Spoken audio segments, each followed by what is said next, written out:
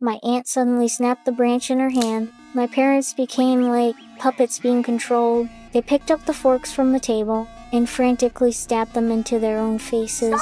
I tried to stop them, but it was completely useless until my aunt threw the branch in her hand into a bowl filled with water. My parents finally stopped. My aunt demanded that I help her keep a secret. She said if I didn't obey, she would make my parents hurt themselves to death. Facing my aunt's threats and intimidation, I had no choice but to give in. In the days that followed, I still went to school as usual, but my parents still sat at the table, completely motionless. I was very worried about their condition. So I went into my aunt's room to ask, but she only told me to get cans to feed my parents. From then on, every day after school, I would first go to the supermarket to buy cans, then hurry back home and carefully feed my unresponsive parents. This kind of life lasted for a long time. One night, I was suddenly woken up by my aunt. In the dimly lit room, her face was pale as paper. She weakly told me she was gravely ill. The hospital could no longer save her. She wanted me to save her instead.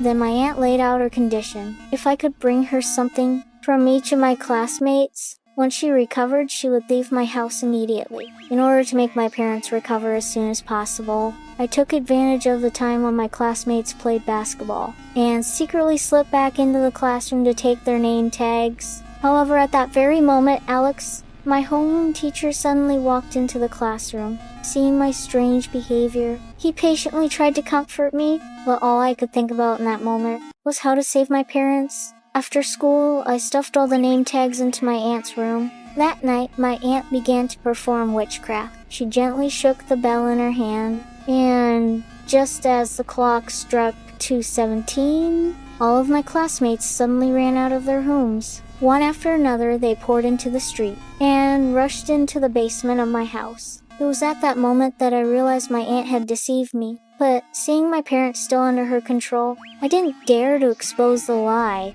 I could only remain silent and help my aunt deal with the police interrogations. When the police came to search the house, I helped clean up the scene, watching my aunt use witchcraft to control my classmate to hide outside the house. And once the police left, the classmates were summoned back into the basement. After school started again, I was assigned to another class. I still maintained my usual routine. Every day after school, I went to the supermarket to buy cans. But when I came home, besides feeding my unresponsive parents, I also had to feed those classmates imprisoned in the basement.